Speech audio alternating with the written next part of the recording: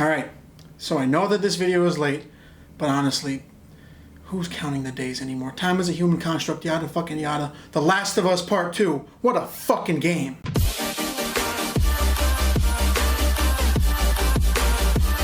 Look at that fucking beauty.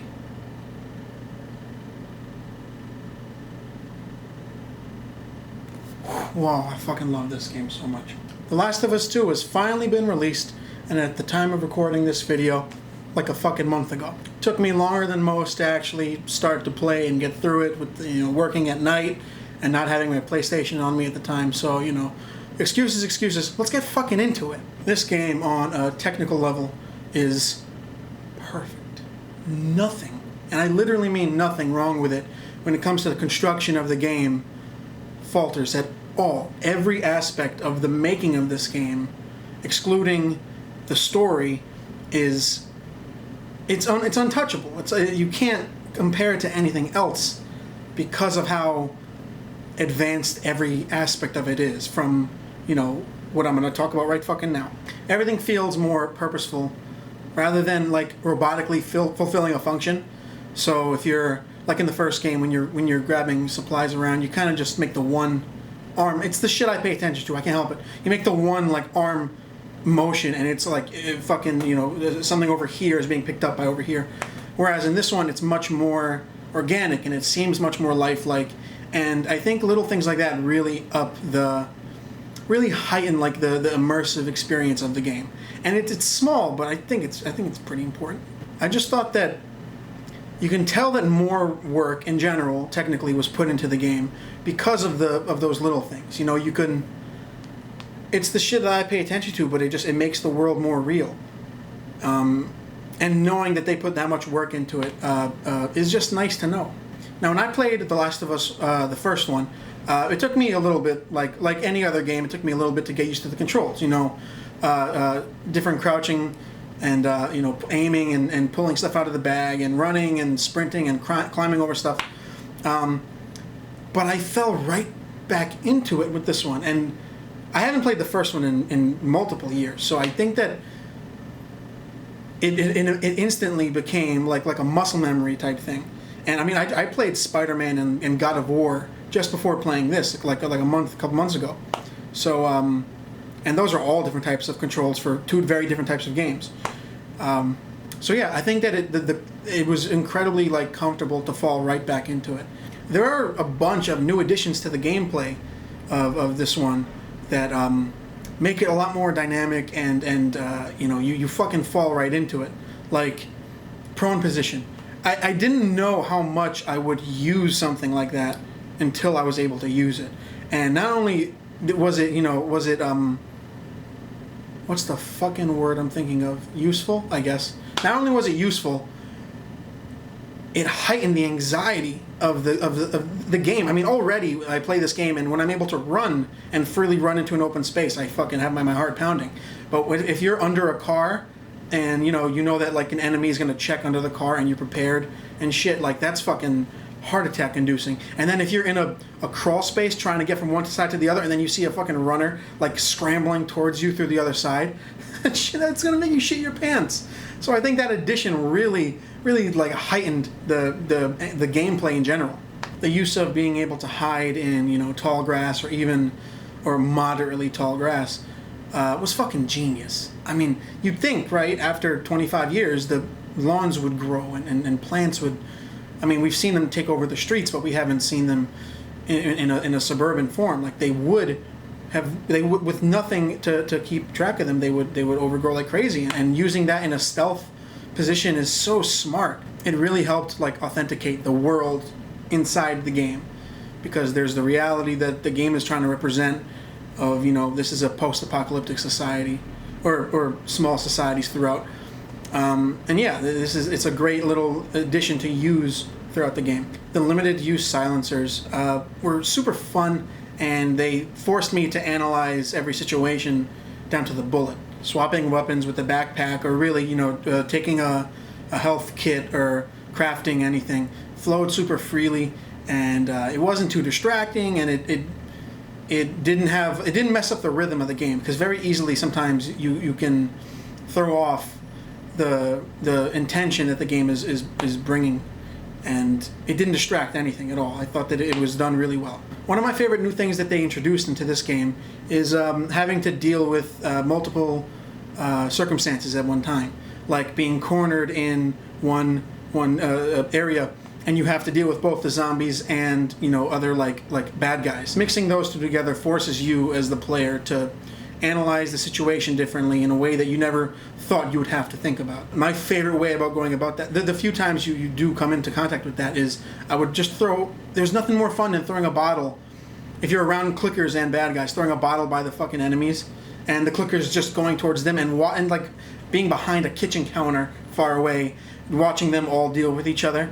And it's the most fun because you get to see other people in the world interact with the zombies other than you, and other than in like a cutscene. Another interesting thing that I thought that they did well was, like any video game, there's bound to be a repetitive streak. Like with Last of Us, there's you're crafting, you're upgrading, you're fighting, you're crafting, upgrading, fighting over and over and over.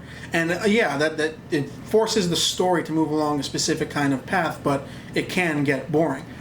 There are several moments in this one that are done, that just treat it differently and make it breaks up the repetitive streak. Like at one point I was upgrading a weapon, and according to this game's logic, it created this idea that upgrading, when you turn the switch on and you're focusing on the weapon, it's like a timeout. Nothing bad's gonna happen. You don't have to really worry or think. It's almost like a save point where everything is kind of peace and calmful, and you get to upgrade your weapon, you get to look through whatever is in your bag and all that. And the game purposely breaks that secure cycle. And I was upgrading and I got fucking attacked by 3 people, and it threw me completely off. You had to get out of it, and you had to start button mashing and all that. And I just thought that was an interesting little thing to put out. It made the gameplay more not unpredictable, but also just fresh and exciting. Now on to the unnegotiable perfect aspect of this game and the series as a whole. Gustavo Santaolla's music is perfect. He is the game. You know what I mean? Like his strings, his guitar solos, and his little intros, and his pieces are the game. They're the feeling of the game. That feeling of despair and emptiness, and that it's the true feeling of the game. If I can fucking guarantee you 100%, if any other composer, I mean, this is obvious, it would be different, but if any other composer were working on this game, and if it wasn't Gustavo, I personally wouldn't feel the way about the games that I do. It's such a specific little chunk, of experience when you're playing the game. I mean, there are times I have to listen to every single piece. I can't talk through anything, whether it's through a stealth mission, or it's through, firing guns and running through, or it's during the cutscenes and the animatics. It's perfect. It's a truly perfect aspect of this game. I fucking love this man, Gustavo. On to the cinematography and the graphics of the game. I'm putting them together because it's one of the best looking games. There's no denying. The graphics are 10 out of fucking 10. The cinematography, everything is fucking beautiful. Every setting, every sunset and sunrise, every city block that's been bombed in 20 years prior, or every patch of forest that you have to crawl through is insane looking. And there's so much detail packed into every square fucking inch. Every landscape that you get to sit back and as the characters look through, and every bedroom alone is different. There's just so much detail and work put into it that it's fucking so good looking. And now moving on to the killer performances of this game. Do I even have to say it? Ashley Johnson is perfect. Absolutely perfect. The emotion she gives off, absolutely perfect. Her line delivery, absolutely perfect. Her ability to bend time and sound like 14 or 15-year-old Ellie and 19 and 20-year-old Ellie. Absolutely. Her singing, I didn't know that that's something I wanted in this game or in the world, was to hear like the character getting into music, getting into playing music and playing guitar. Perfect. Her talent is truly immeasurable. Troy Baker as Joel, I mean, come on. I can't listen to his voice, this guy as Joel, without like smiling. Involuntarily my face widens listening to him voice this character. Like, it fills me with true joy hearing him voice this character. It's such a perfect fit, and I love everything about his performance as Joel in general is just one of the best characters in the video game and possibly, ever. And now on to Abby. Relax. It's okay. She's just a person playing a character. Relax. You fucking children. You got the incredible Laura Bailey voicing her. Distinct fucking voice. I can hear that in any game and I know it's her. You got Jocelyn Mettler, who was actually a support VFX artist for Naughty Dog at the time. Now she works in some other giant VFX company because she's probably amazing. She was her face was what they modeled Abby's face to look like. And now this is a tricky one. From what I understand, in 2017, Neil Druckmann put up a picture of a CrossFit athlete, muscular. I think her name is Colleen Foch. I don't know if I probably fucked that last name up. Fotsh TCH.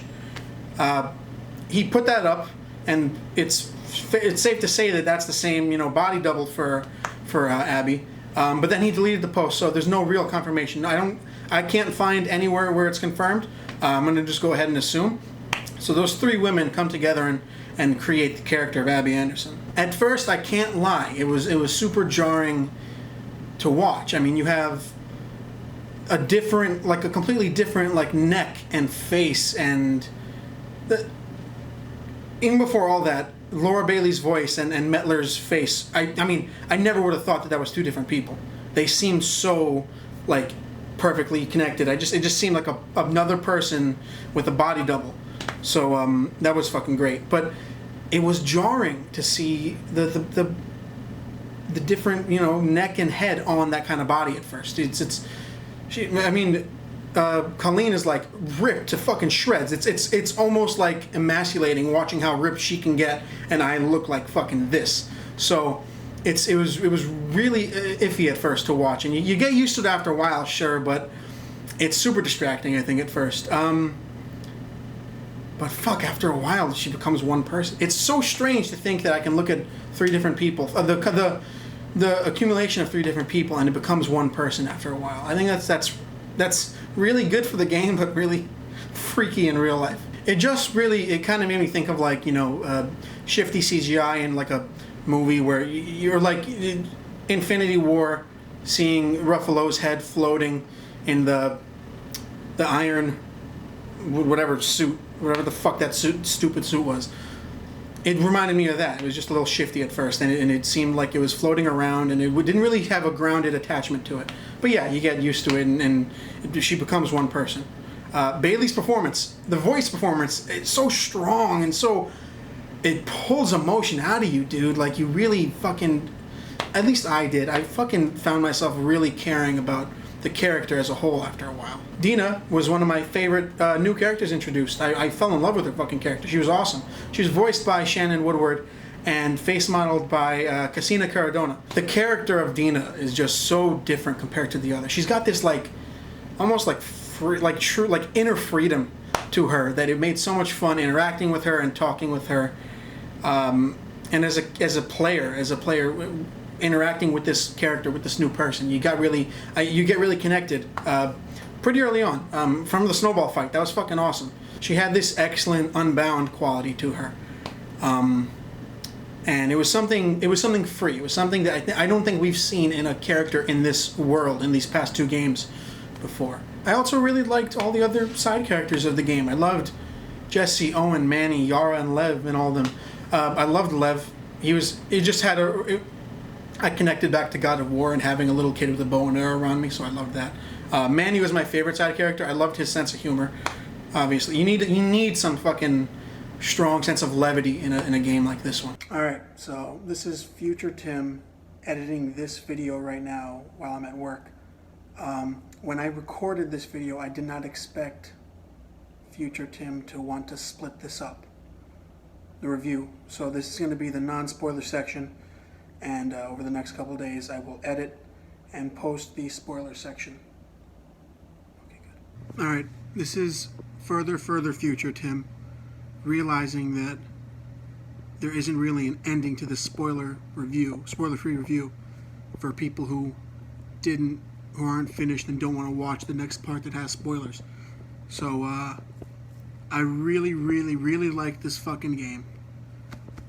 Not as good as the first, but it's so fucking good.